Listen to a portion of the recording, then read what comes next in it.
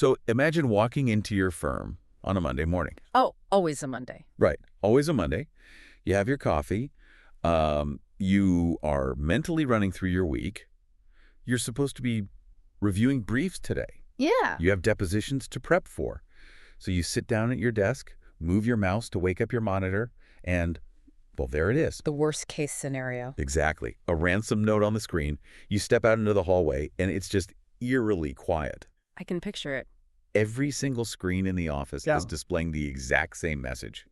Your firm's lifeblood, I mean, all those client communications, the financial records, your intellectual property. Years of litigation strategies. Yeah, all of it. It's completely locked behind military-grade encryption.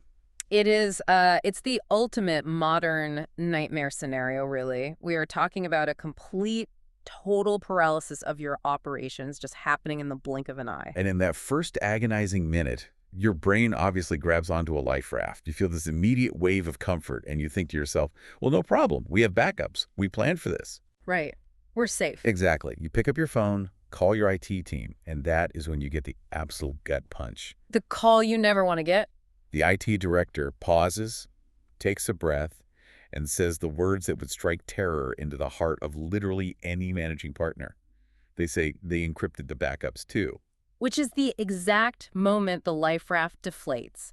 The leverage has completely shifted at that point, and, well, you are entirely at the mercy of a faceless criminal syndicate. And that terrifying scenario is the mission of our deep dive today. We're pulling from this incredibly insightful article we found on moremax.net titled Beyond the Firewall, Why Immutable Backups Are a Law Firm's Ultimate Ransomware Defense. It's a great piece. It really is. Our goal here is to dissect exactly why traditional cybersecurity is failing the legal sector, explore the mechanics of this elusive immutable technology, and figure out how you can bulletproof your most sensitive data. And I just want to add some context for you right out of the gate. Sure, go for it. Even if you are not a managing partner at a law firm or even in the legal field at all, this deep dive is absolutely crucial for you. Totally. It applies everywhere. Right. What we are looking at here is a masterclass in how modern cyber threats actually operate. It reveals how hackers specifically target our reliance on constant, uninterrupted data access. Yeah. And it provides the ultimate strategy for, operational survival when the inevitable breach actually happens to you. Okay, so let's unpack the mechanics of the attack first. Yeah. Because we really can't understand the solution until we understand how hackers are managing to encrypt the backups in the first place. Exactly. We have to start with the exploit. Historically, ransomware was essentially just a digital smash and grab, wasn't it? Pretty much, yeah. Like a malicious link gets clicked, the malware deploys immediately, it encrypts whatever it can touch on the network in that exact moment, and boom, the ransom note pops up. Right. It was noisy, it was fast. And relatively easy to recover from, right? If you had a backup drive sitting in the server room, you just wiped the infected machines, plugged in the backup, and got back to work. You did. But the landscape has changed drastically since those days. I mean, hackers realized that law firms and really any modern business rely on constant access to data to generate billable hours. Right. If they just smash and grab and you can restore your data the same day from a local server, well, the extortion fails. They don't get paid. Makes sense. They had to adapt. They did. This led to the introduction of a devastating tactic known as dwell time. Dwell time. Yeah. Meaning they don't just break in and start breaking things immediately. Far from it. They are incredibly patient now. Once they breach a network, maybe through like a highly targeted phishing email or a compromised password, they do not trigger the encryption right away. They just hang out. They dwell, they silently lurk inside your network for weeks, sometimes even months. Yeah, they're actively mapping your network architecture. They're elevating their administrative privileges. They are reading your emails to understand your business cycles. So they are essentially doing reconnaissance to figure out when an attack will cause the absolute maximum amount of pain. That is the most sinister part. If they are in a law firm's network, they will read the internal communications to find out when, say, a massive M&A deal is scheduled to close. Oh, jeez. Or when a major class action filing is due. Exactly. And they time the ransomware deployment for the night before that critical deadline. Just to ensure maximum panic. Maximum panic and maximum leverage. And during that whole dwell time, they are silently hunting down your backup drives and your cloud backup credentials. Well, the keys to your safety net. Precisely. So by the time they finally spring the trap and that ransom note appears on your Monday morning, they have already corrupted, deleted, or encrypted all of your traditional backups. Well, let me push back on that for a second. If they're lurking in my network for months, silently corrupting things, aren't my automated nightly backups just, like, faithfully making copies of their malware? Yes. So by the time the trap springs, my backup is just an archive of the infection anyway. You hit on a massive vulnerability with traditional backups there. Yes, if you are just overwriting your backup drive every night, you're literally backing up the corruption. All right. Which is exactly why the source material introduces the core concept of defense here: immutable backups. And the article actually uses a fascinating analogy here to explain it. The pencil one. Yeah, the tinsel analogy. So traditional backups are essentially like writing your data in pencil. Right, because it's erasable. Exactly. If a hacker manages to steal your IT department's master admin credentials during that dwell time, they can just take an eraser to your pencil marks.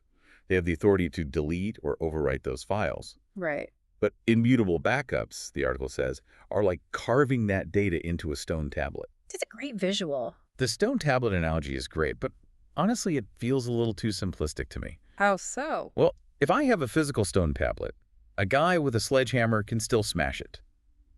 Fair point. If a hacker manages to steal the absolute highest level of master administrative credentials from my IT director, why can't they just format the server? Why can't they take a digital sledgehammer to the immutable backup? And that is exactly where the analogy breaks down and the brilliant architecture of true immutability comes in. Okay, lay it on me. So in plain English, immutable just means unchangeable. But in data architecture, it refers to writing data in a strict worm state. Worm, W-O-R-M. Yes. Write once, read many. When your system creates an immutable backup file, it applies a lock at the storage level for a highly specific predetermined period of time, let's say 90 days. So during that 90-day countdown, the ink is dry. More than dry. It is mathematically locked using something called object lock at the storage API level. Okay, so how does that stop the digital sledgehammer? Well, true immutability physically separates the control plane from the data access plane. Imagine a bank vault. Okay, I'm with you. Your IT director is the bank manager. They have the key to the front door, the control plane. They can let people into the lobby. But the vault itself, the data plane operates on a time lock mechanism built into the fundamental architecture of the storage system. Ah, okay. So even if a hacker puts a digital gun to the bank manager's head and demands they open the vault using those stolen master admin credentials. The system simply does not have a manual override. Exactly. The storage hardware, or the cloud architecture itself, will physically reject the command to delete or encrypt that data until the time lock expires. So the master password is basically useless against the physics of the vault. The storage system will simply return an error code. It literally cannot be altered by a rogue employee trying to cover their tracks. It cannot be deleted by a stressed IT tech making an accidental keystroke. And most importantly, it cannot be encrypted by a ransomware gang. You know, this brings up a really interesting friction point regarding the legal professions specifically. The ethics aspect. Yeah, Right. because the MoreMax.net article doesn't just frame this as a neat IT upgrade. No, it does. It frames it as an absolute existential necessity. Yeah. And they tie it directly to professional ethics. Well, lawyers operate under incredibly strict rules regarding client data. Yeah. The article explicitly points to the American Bar Association, specifically ABA Model Rule 1.1. Which covers confidence, right? Right, and Rule 1.6, which covers confidentiality of information. Okay. Those rules basically mandate that lawyers have an ethical duty to make reasonable efforts to prevent unauthorized access to client information. See, but the phrase reasonable efforts feels incredibly subjective to me. I mean, a reasonable effort 20 years ago was putting a padlock on a metal filing cabinet. Exactly, and that's the point. The standard of care is a moving target. Technology evolves. If immutable backup technology is readily available, affordable, and widely considered the baseline industry standard for defeating modern ransomware, Then choosing to rely on outdated, erasable pencil backups is no longer considered a reasonable effort. precisely.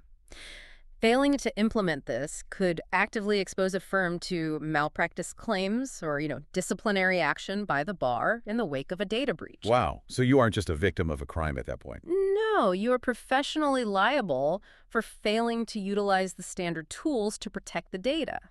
Let's play devil's advocate on the legal side for a second, though. Okay, let's do it. We're talking about data that physically cannot be deleted by anyone under any circumstances for a set period like 90 days. That is the definition of the worm state, yes. But law firms have really strict compliance rules. What happens if a client fires the firm and demands their data be purged immediately?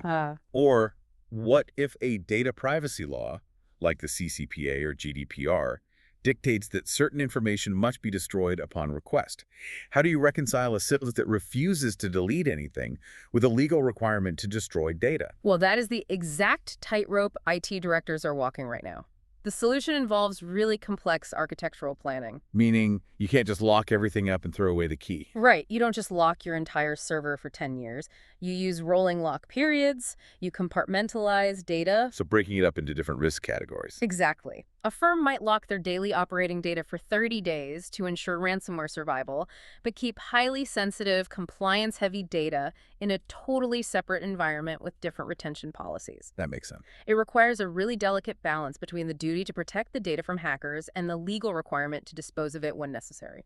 And that balance actually connects directly to the business angle here. Huge business implication. Because in the legal industry, downtime isn't just an annoyance. It isn't just a few days of employees, browsing their phones while the servers reboot. No. Downtime is exclusively measured in lost billable hours. And court deadlines do not care about your IT problems. They absolutely do not. If you miss a filing because your network is locked, your client's case could be entirely dismissed. The financial and reputational damage from that is staggering. It's firm ending. And the alternative to having these backups is negotiating with cybercriminals, which just sounds like an absolute logistical nightmare. It is worse than you think. I don't think people realize how hard it is to actually pay a ransom. Most people don't. You have to hire a specialized negotiator.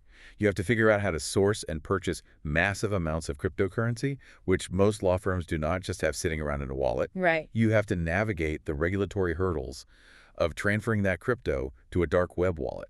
And then you just sit there, basically hoping they actually send you a working decryption key. And that process takes days, usually weeks. Right.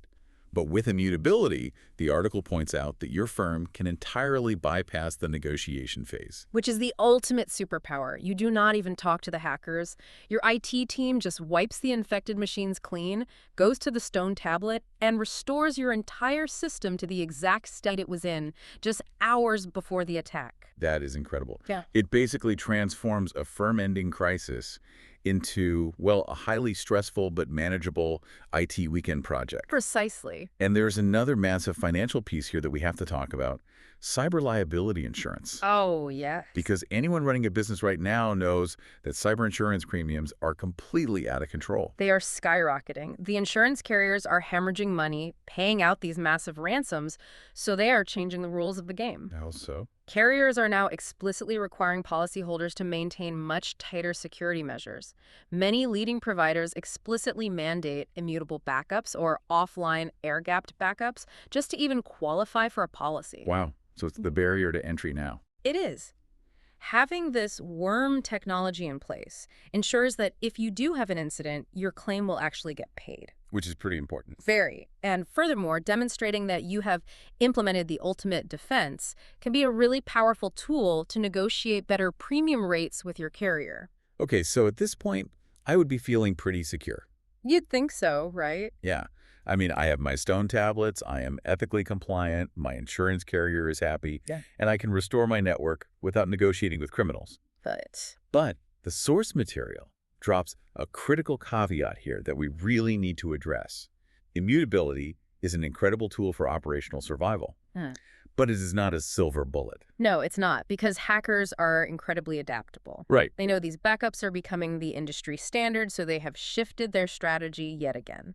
They are now utilizing a tactic known as double extortion. Double extortion. Okay, explain how double extortion works when you have an unbreakable backup. Well, while an immutable backup guarantees you can get your systems running again without paying for a decryption key, it does absolutely nothing to stop a hacker from quietly copying and stealing your data before they lock your systems.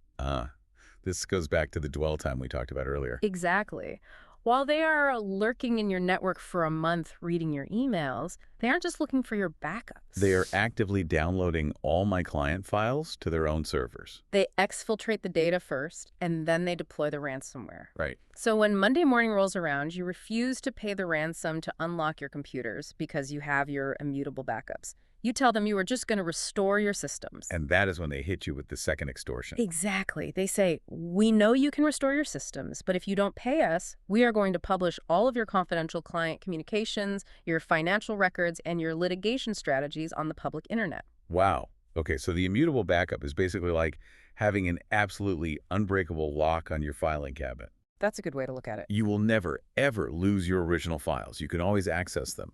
But that unbreakable lock doesn't stop the thief from quietly taking high-resolution photos of every single document before they pour gasoline on the cabinet and light a match. Spot on. The thief has the information, even if you still have the original paper. That's terrifying. It is. And this is exactly why the source stresses that you cannot abandon your perimeter defenses. You still desperately need robust firewalls. Firewalls, multi-factor authentication, and really sophisticated endpoint detection to keep the hackers out of your network in the first place. You have to stop them from taking the photos. But given enough time and resources, hackers often find a way through the firewall, right? Perimeter defenses fail. They do. But if they do fail, the immutable backup fundamentally shifts the worst-case scenario. How do you mean? Well, without an immutable backup, a double extortion attack means you lose your data, your firm's operations collapse entirely, and your secrets are exposed. It's a total loss. Yeah. With an immutable backup, you prevent the operational collapse. The worst-case scenario becomes just a data breach. I mean, a data breach is still a terrible day for a law firm. Oh, it's an awful day. You have to notify clients, you deal with the regulatory fallout, you suffer reputational damage, but your firm survives. You can still open your doors. Exactly. You meet your court deadlines, and you represent your clients. You survive the attack. And survival is the entire point. Which leads us to the actionable part of this deep dive, the IT interrogation. This is the most important part for the listeners. Because understanding the mechanics of this defense naturally leads to the immediate actions you must take. Do not wait until you're staring at a ransom note to find out how your data is actually protected. Please don't. The text outlines 3 specific questions that you need to take to your IT director or your managed service provider today. Right. And I want to be clear, if I'm listening to this right now, I'm probably thinking, I will just call my IT guy. Just shoot him a quick email. Yeah, and ask, are our current backups immutable? It sounds like a really simple yes or no question. It should be, but it is not. Because the most dangerous answer your IT director can give you is, don't worry, we are safe. All our backups are in the cloud. Wait, why is the cloud a dangerous answer? The cloud feels inherently safe and, off-site. The cloud is just a computer belonging to someone else. Standard cloud backups are actually incredibly vulnerable. Really? Yes. If a hacker steals your IT administrator's cloud login credentials during that dwell time, they can simply log into your cloud portal and click delete on your backups. Oh, wow. Being off-site does not mean being unchangeable. True immutability requires that strict worm protocol, that object lock API separation we discussed earlier. It must be mathematically locked at the storage level, regardless of whether it lives on a physical server down the hall from your office or in a massive Amazon data center. Exactly. That is a crucial distinction to make. Just because it is not in the building does not mean it is carved in stone. Nope. Okay, the second question you need to ask your team is, how long is the immutability lock period? And this connects directly back to the concept of dwell time. Right. Let's say your data is only locked into a worm state for 7 days, but the hacker has been lurking in your network for 3 weeks, silently corrupting your live data. Then your locked backups are going to expire and be overwritten with corrupted data before the hacker even triggers the ransom note. So the lock duration really has to outlast the enemy's patience. It does. The source notes that the lock period must outlast that silent lurking period.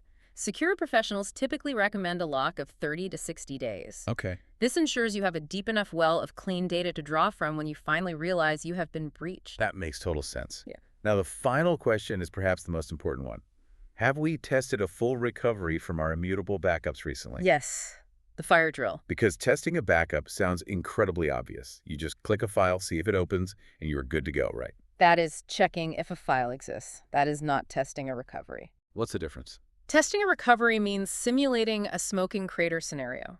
You have to assume your servers are entirely gone or completely compromised. You cannot just restore your data onto the infected machines, or the latent malware will just encrypt it all over again. Oh, right. You have to spin up entirely new, clean virtual environments. You have to rebuild your Active Directory from scratch. You have to remap all the network drives. That is a massive undertaking. It is. And a Right. backup that you have not successfully tested a full recovery from is not a backup. It is just a theoretical concept. You definitely do not want to be figuring out how to configure a clean virtual environment for the very first time while your firm's operations are bleeding thousands of dollars an hour. Exactly. It has to be a regular, rigorous fire drill. Well, to wrap up our mission today, the core takeaway from moremax.net is pretty clear. It really is. In the modern landscape, whether you are a high-powered law firm or a mid-sized business, it is no longer a matter of if you will face a cyber attack, but when. The perimeter defenses will eventually be tested, and sometimes they will fail. Immutable backups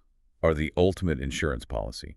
They ensure that when the inevitable happens, your operations remain resilient, your clients remain protected, and your practice actually survives. Yes. You should absolutely consult a qualified cybersecurity professional to design an architecture that is tailored to your specific compliance needs. The overall goal is to turn that Monday morning nightmare scenario from a firm-ending catastrophe into just a temporary, manageable inconvenience. Well said. And as we close out this deep dive, consider the trajectory of this arms race. It's always evolving. We have seen how hackers continually adapt to our defenses. First, we started keeping local backups, so they started hunting them down and destroying them. Right. Then we engineered mathematically locked immutable backups, so they pivoted to double extortion and data theft. Yeah. So if immutable backups become the universal baseline standard for every business on the planet, and hackers can absolutely no longer force anyone to pay for decryption keys. What happens next? Exactly. Will ransomware gangs abandon the complex mathematics of encryption entirely?